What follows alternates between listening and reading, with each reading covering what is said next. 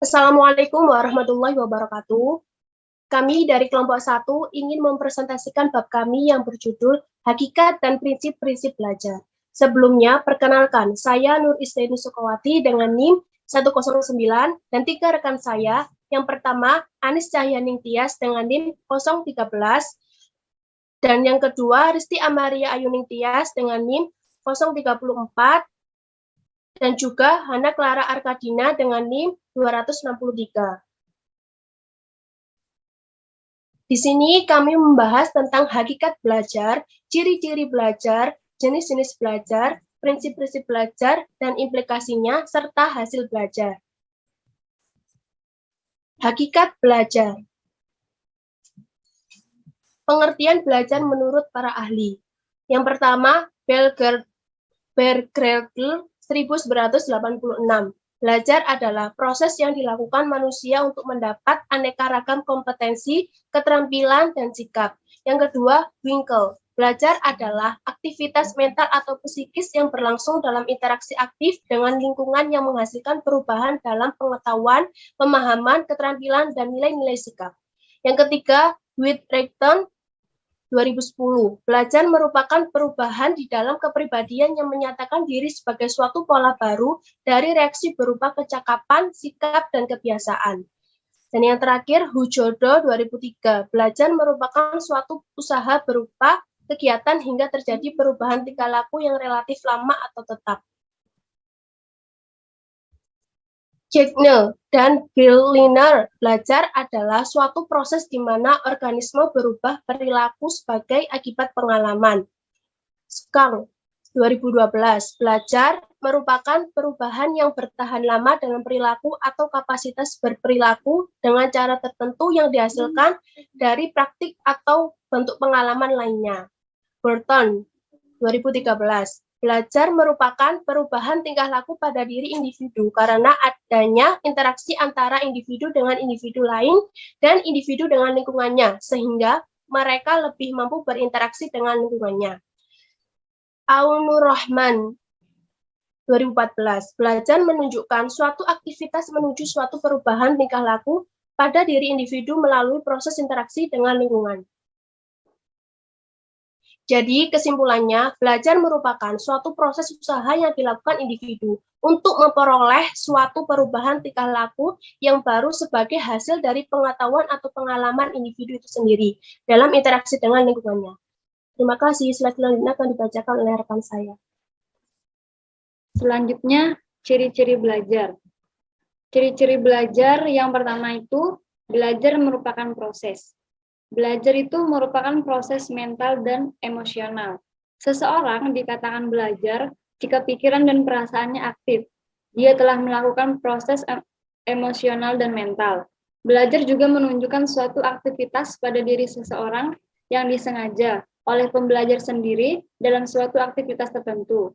Aktivitas pikiran dan perasaan tidak dapat diamati oleh orang lain, tetapi dapat dirasakan diri sendiri. Jadi, belajar itu merupakan proses yang berkesinambungan yang dimulai sejak lahir dan terus berlangsung seumur hidup. Ciri-ciri belajar yang kedua yaitu perubahan tingkah laku. Belajar itu berkaitan dengan perubahan individu, berarti belajar memerlukan waktu. Indikator seseorang telah belajar dapat dilihat dengan membandingkan cara seseorang itu berperilaku pada waktu pertama dengan cara seseorang itu berperilaku pada waktu kedua dalam situasi yang serupa. Seorang yang belajar akan mengalami perubahan perilaku sebagai akibat kegiatan belajarnya. Namun, tidak semua perubahan tingkah laku itu dapat disebut belajar. Misalnya, perubahan sifat fisik, tinggi dan berat tidak termasuk belajar. Perubahan tingkah laku sebagai hasil belajar dapat dikelompokkan menjadi 3. Yang pertama yaitu ada kognitif, yang kedua afektif, dan yang ketiga psikomotorik. Kognitif itu adalah domain yang berhubungan dengan kemampuan intelektual seseorang. Sedangkan afektif itu domain yang berhubungan dengan kemampuan emosional seseorang. Dan psikomotorik domain yang berhubungan dengan keterampilan motorik seseorang. Yang ketiga, belajar terjadi melalui pengalaman. Pengalaman dibatasi oleh berbagai perubahan perilaku yang dianggap mewakili belajar. Batasan ini dilakukan dengan memperhatikan penyebab perubahan perilaku yang tidak dapat dianggap sebagai pengalaman. Misalnya, perubahan perilaku akibat kelelahan. Proses belajar itu dapat dilakukan melalui dua hal. Yang pertama, ada pengalaman langsung, dan yang kedua, pengalaman tidak langsung. Pengalaman langsung itu contohnya siswa yang melakukan percobaan. Pengalaman tidak langsung itu contohnya siswa yang belajar dengan mendengarkan penjelasan guru atau membaca buku. Belajar adalah mengalami. Artinya, belajar terjadi karena seseorang berinteraksi dengan lingkungannya, baik itu lingkungan fisik maupun lingkungan sosial. Selanjutnya akan dibacakan oleh rekan saya. Ya, selanjutnya yaitu jenis-jenis belajar. Next, Mbak. Jenis-jenis belajar. Yang pertama, jenis belajar menurut Gagnel. Belajar isyarat atau signal learning. Belajar isyarat adalah kelakuan atau tidak melakukan sesuatu karena adanya tanda atau isyarat. Contohnya, ada aba-aba siap, merupakan suatu signal belajar dan pembelajaran atau isyarat untuk mengambil sikap tertentu. Yang kedua, belajar stimulus respon. Dalam bahasa Inggris, stimulus respon learning. Terjadi karena ada rangsangan dari luar, seorang memberikan respon yang tepat terhadap stimulus yang diberikan sehingga terbentuk perilaku tertentu. Contohnya, tentara berbaris rapi ketika ada komando dari atasan.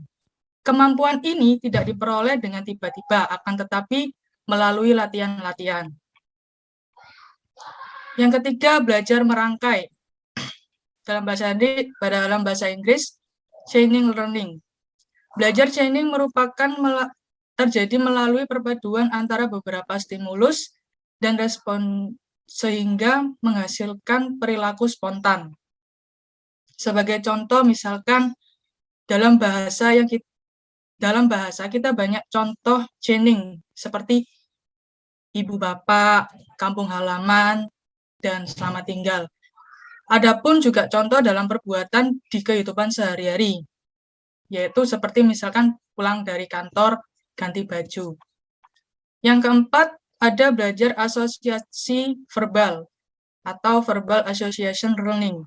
Belajar menghubungkan suatu kata dengan objek berupa benda, orang, atau kejadian dan merangkaikan sejumlah kata dalam urutan yang tepat.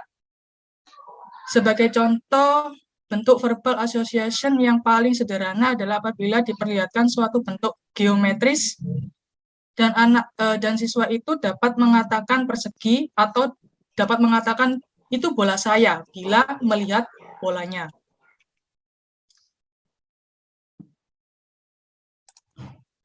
Yang kelima, yaitu belajar membedakan atau discrimination learning. Belajar ini terjadi apabila seorang berhadapan dengan benda, suasana atau pengalaman yang luas dan mencoba membeda-bedakan hal yang jumlahnya banyak. Misalkan seorang anak dapat mengenali berbagai merek mobil berbeda nama walaupun tampaknya mobil tersebut banyak persamaan. Yang keenam, belajar konsep atau konsep learning. Belajar mengklarifikasi stimulus atau menempatkan objek dalam kelompok tertentu yang berbentuk suatu konsep. Contohnya tahap pertama belajar konsep lingkaran.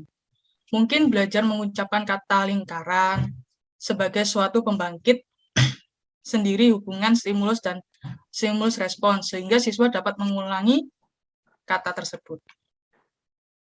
Yang ketujuh, belajar dalil atau aturan. Dalam bahasa Inggris, rule learning. Tipe belajar untuk menghasilkan kaidah yang terdiri dari penggabungan beberapa konsep. Contoh, seorang siswa kelas 5 berkata, lilin dibakar meleleh. Karena seorang telah menguasai dasar mengenai lilin dibakar dan meleleh, maka dapat menentukan adanya suatu relasi yang tetap antara ketiga konsep dasar itu, yaitu lilin dipanaskan meleleh. Maka dia dengan yakin mengatakan bahwa lilin dibakar meleleh. Dan yang terakhir ada belajar memecahkan masalah. Belajar memecahkan masalah terjadi apabila seorang menggunakan berbagai konsep atau prinsip untuk menyelesaikan masalah.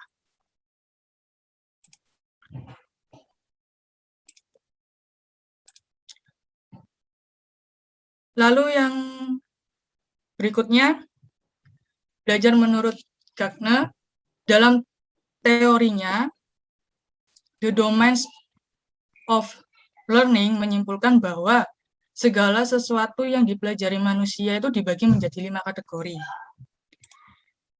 Yang pertama, ada kemampuan intelektual, kemampuan motorik, kemampuan verbal, kemampuan kognitif, dan yang terakhir kemampuan sikap.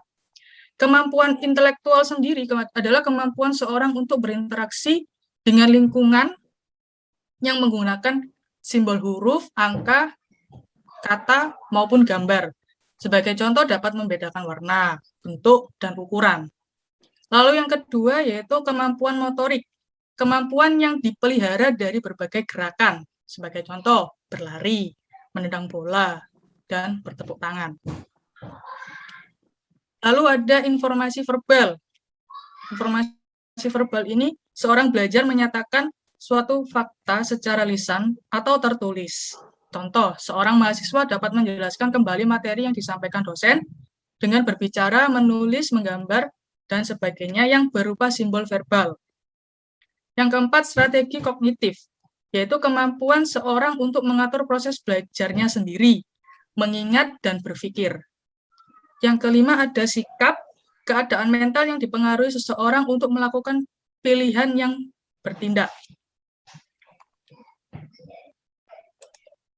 Next, ya yang kedua ini adalah jenis belajar menurut Bloom.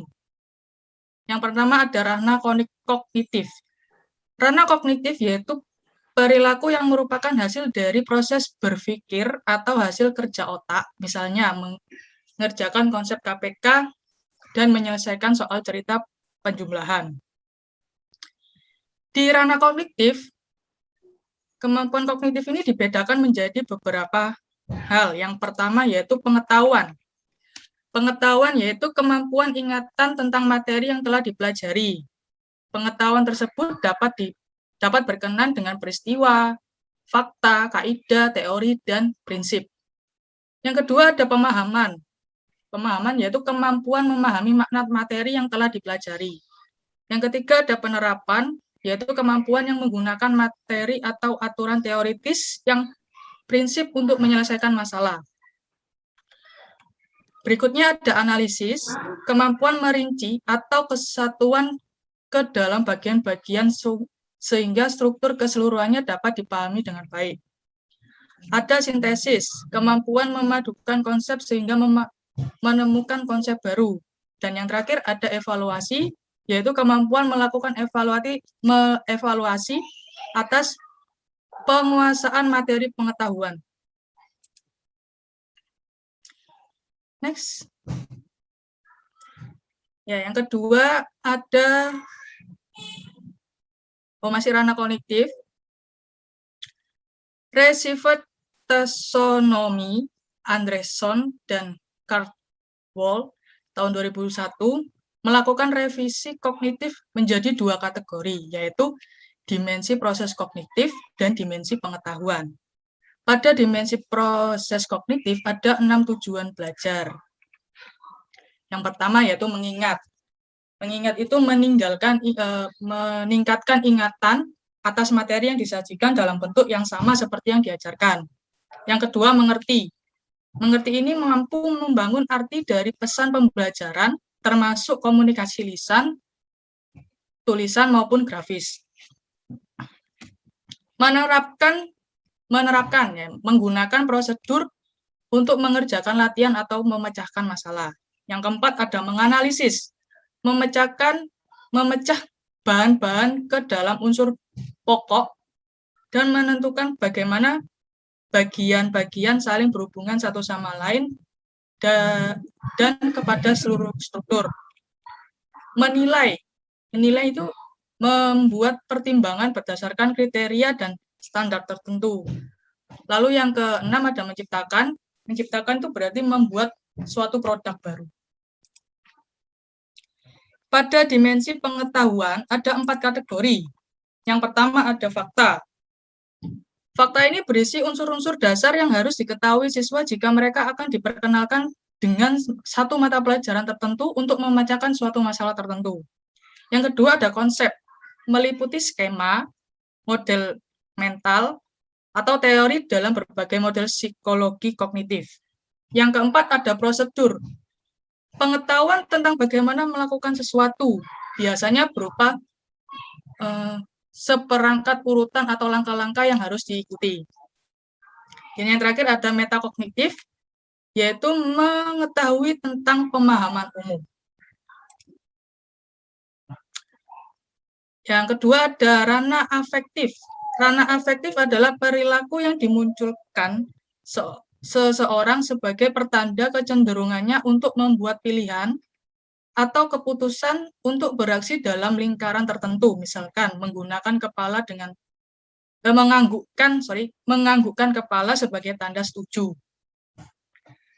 Di kawasan ini dibagi menjadi 5 jenjang tujuan, yaitu yang pertama penerimaan atau penerimaan itu adalah kepekaan akan adanya suatu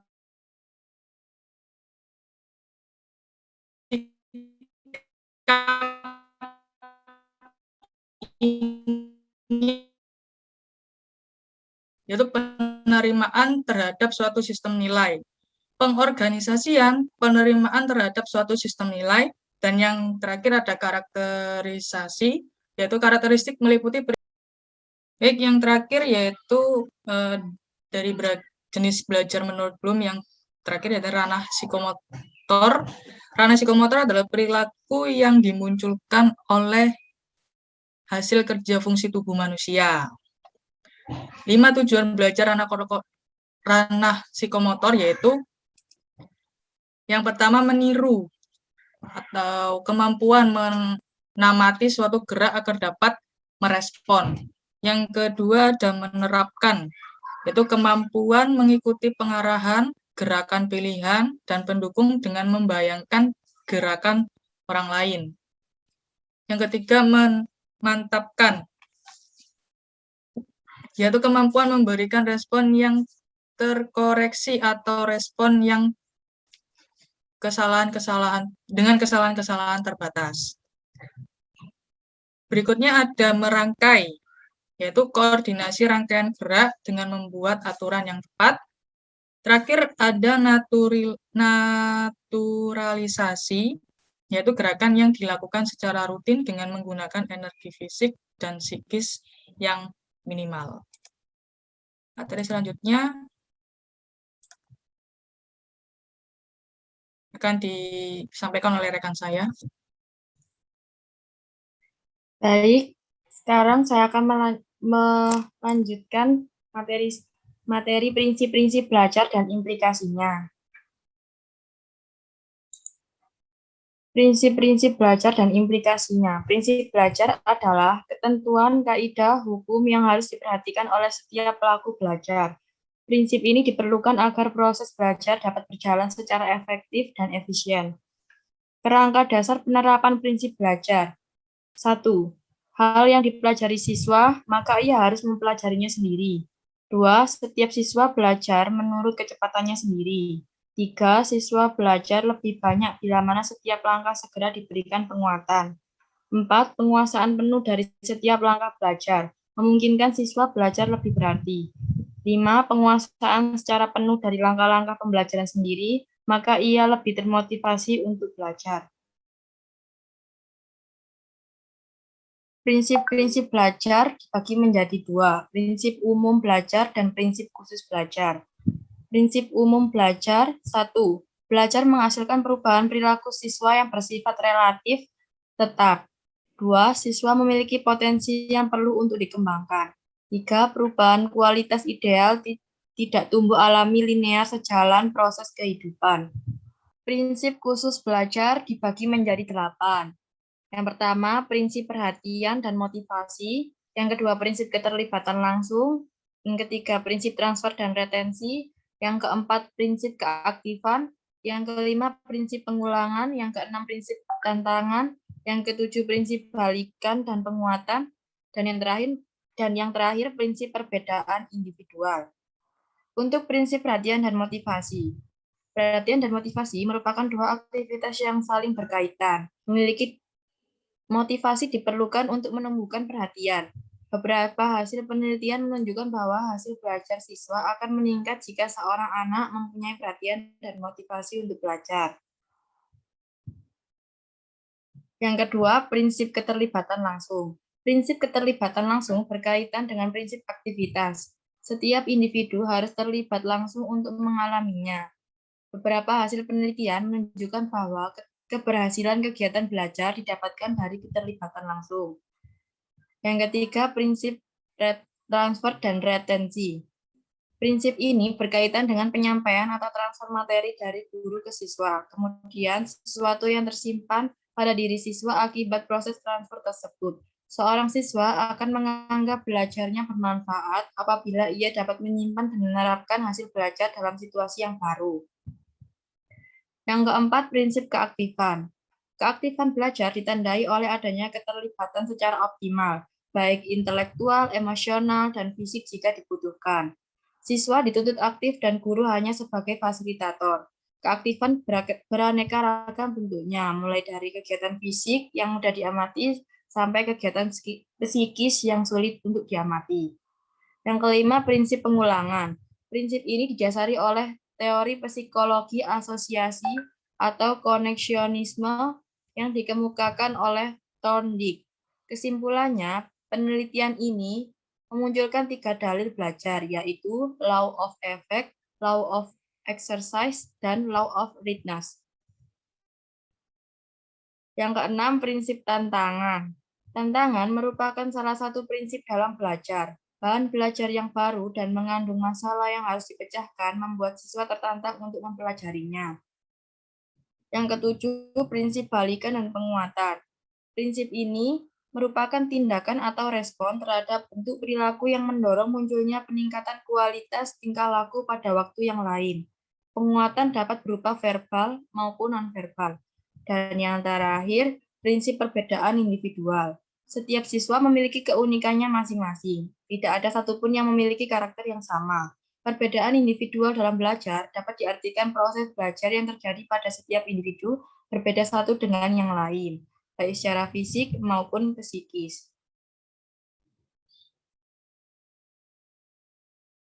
Next, Mbak. Hasil belajar. Hakikat hasil belajar. Hasil belajar adalah suatu hasil yang dilakukan siswa setelah melalui proses pembelajaran yang berupa nilai dari tes yang diselenggarakan oleh guru terkait. Yang kedua, faktor-faktor yang mempengaruhi belajar. Faktor-faktornya ada 3, yaitu faktor internal, eksternal, dan faktor pendekatan pembelajaran. Faktor internal dibagi menjadi 3, faktor fisiologis, aspek fisiologis, aspek otak, dan aspek psikologis. Aspek fisiologis disebut dengan aspek jasmani. Kebugaran tubuh merujuk kepada keadaan tubuh dan organ tubuh yang mempengaruhi semangat dan intensitas siswa untuk belajar.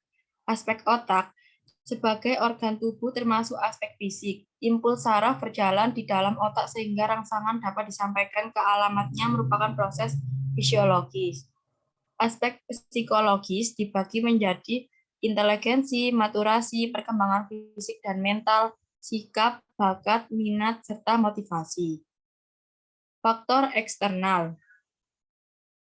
Faktor eksternal dibagi menjadi 2, lingkungan sosial dan lingkungan non-sosial. Lingkungan sosial adalah semua orang yang ada di sekitar siswa, misalnya guru dan teman sebaya. Guru yang demokratis mau diajak berdiskusi dengan mudah, memiliki sikap dan perilaku simpatik. Menjadi contoh merupakan pendorong siswa belajar. Lingkungan non-sosial mempengaruhi siswa belajar adalah segala lingkungan fisik, misalnya sarana prasarana belajar, rumah tempat tinggal, dan waktu belajar. Faktor pendekatan pembelajaran. Faktor ini adalah sudut pandang seorang guru terhadap proses pembelajaran. Strategi yang mengandung seperangkat langkah atau rencana konseptual yang digunakan sedemikian rupa untuk mencapai tujuan belajar.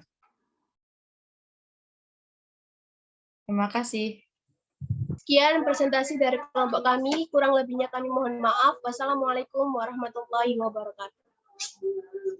Waalaikumsalam warahmatullahi wabarakatuh.